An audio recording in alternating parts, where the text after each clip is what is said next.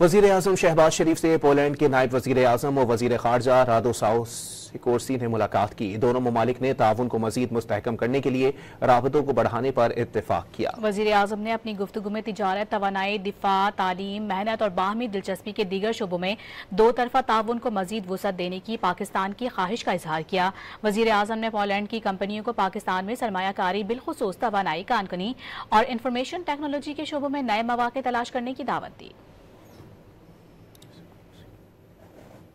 वज़ीर आज़म शहबाज शरीफ से पोलैंड के नायब वज़ीर आज़म और वज़ीर ख़ारजा रादोसाउसिकोर्सी ने मुलाकात की। दोनों ममालिक ने ताउन को मज़ीद मुस्तहकम करने के लिए राबतों को बढ़ाने पर इत्तेफाक किया। वज़ीर आज़म ने अपनी गुफ्तगू में तिजारत, तवानाई, दिफा, तालीम, मेहनत और बाहमी दिलचस्पी के दीगर शोबों में दो तरफा ताउन को मज़ीद वुसअत देने की पाकिस्तान की ख्वाहिश का इजहार किया।